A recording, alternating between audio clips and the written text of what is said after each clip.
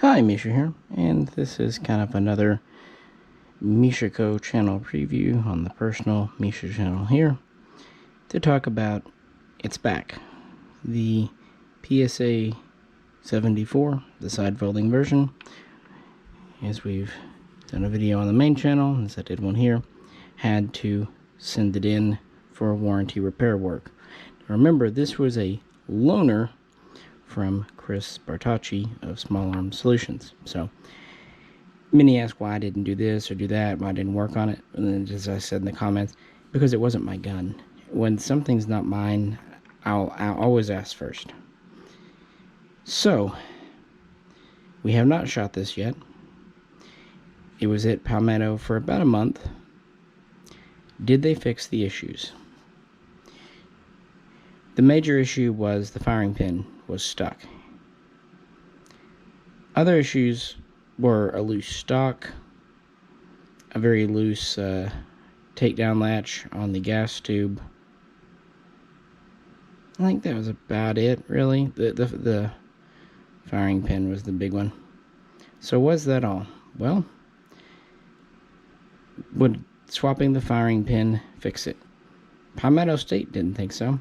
In the description, you'll see part of the letter I received from them, the one listing what they swapped. They changed the entire bolt.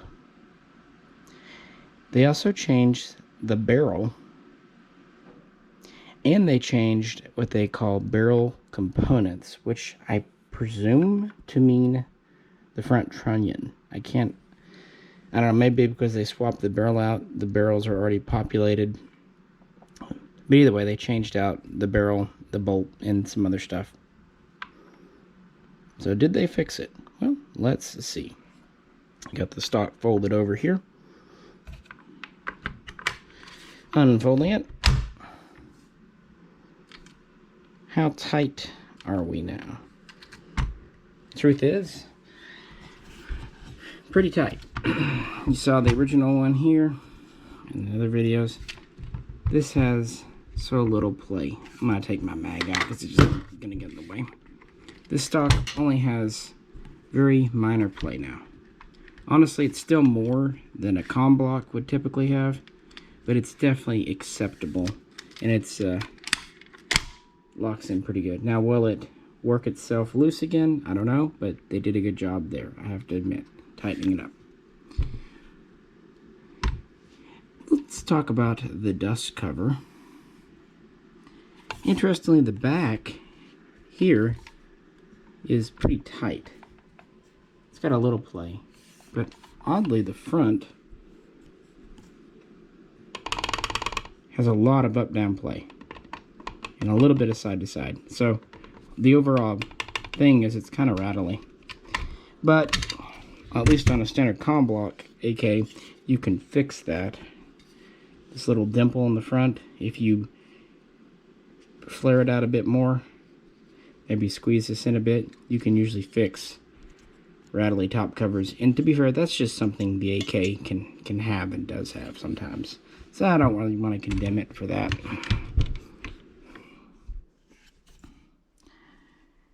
So here we are.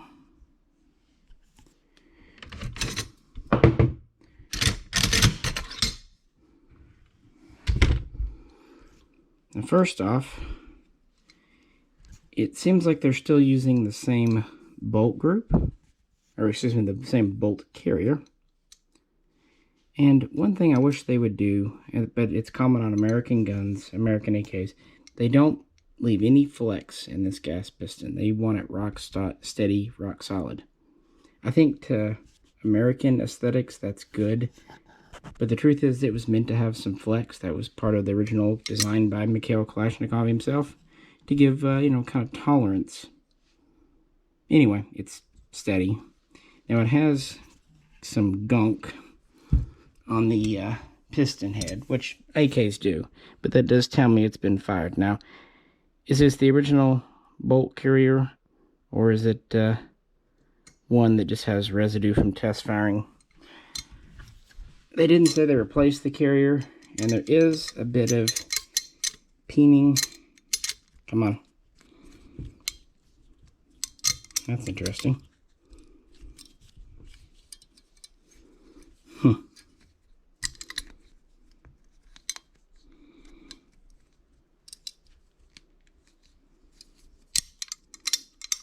Okay, there we go. That's odd. The bolt can go back further. It doesn't want to come out of the carrier. You have to actually move it forward just a smidge, and then it comes out. So it overgoes. That's something I don't recall ever seeing in an AK. The channel cut looks normal.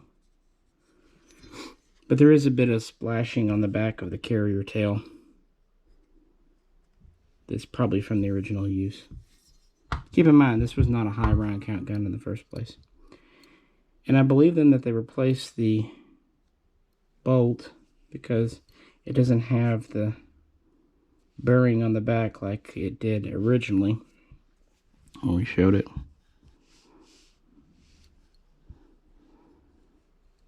Very sharp edges on these bolts.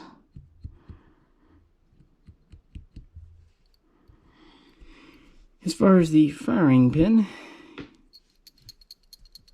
it is moving freely.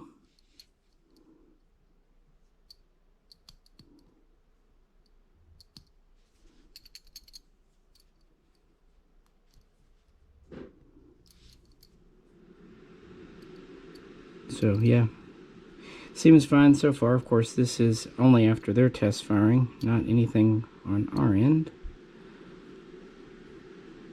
Yeah, I definitely think this is a new bolt, but maybe a original bolt carrier. Let's look in here. Why not? Well, you can look in here, hopefully.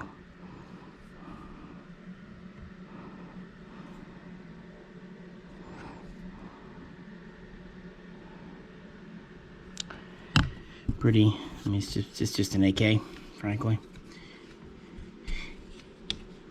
One other. Let me flip this over and get some stuff out of the way.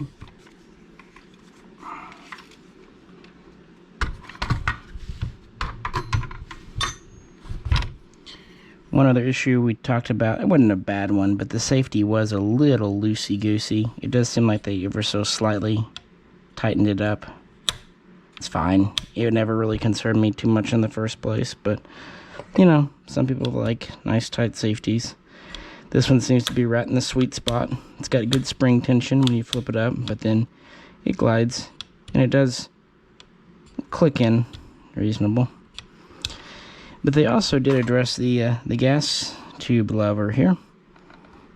It's now quite tight, which is exactly what you want. See if I can put it up here. No, I really think I can. Get my carrier.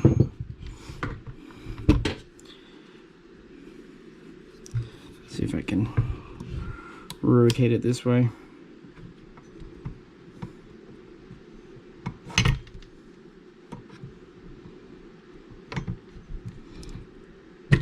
Yeah, that's nice.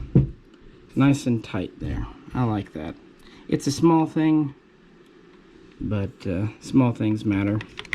Now, one thing to point out about the PSA, they don't have the retaining spring in the back like the AK-74 and AK-74M. So it's more of an AK-47 type tube. And I'm going to show you why that's a little important. Can I get that down on my own? I think they took me serious about this gas tube lever. It's good though, because parts like these can get loose over time, so you kind of want them to start off tight. Ooh, it does lock into the position with good authority. So on the back here, it's got a little play. Decent amount, frankly. So it's not from the lever. I think it's just from the fact that it doesn't have that spring. And the front has play, and you can even move it back and forth. Now, is this a problem? No. I've seen factory AKs with loose gas tubes. It's just something, while we're just inspecting this for the first time, it's right out of the box to point out.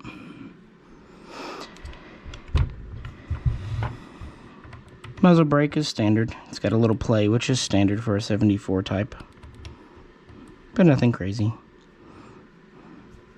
So yeah, this is the PSA back from the factory. Obviously, they felt it was more than just a firing pin issue.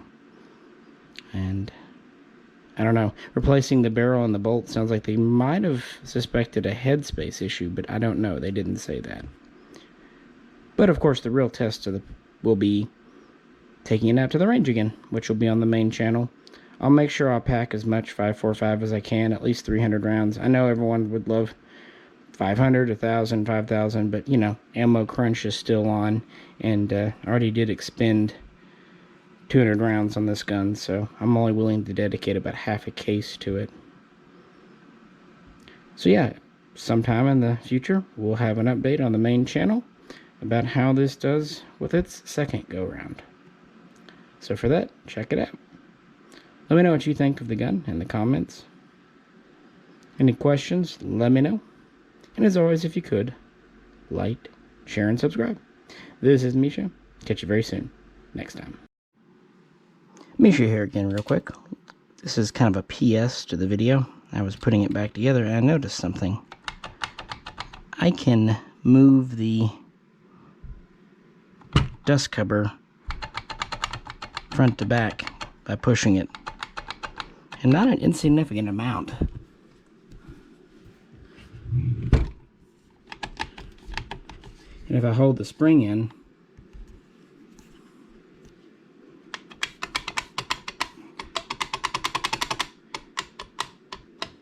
now I'm not saying one thing or another about this.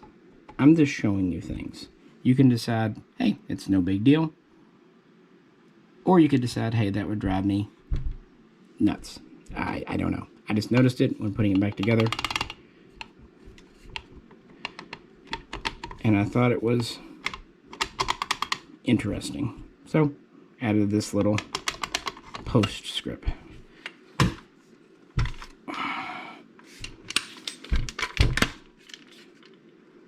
That I'd see here. Yeah, the stock locks up tight in the closed position. And while we're at it, let's look at the back here of the stock.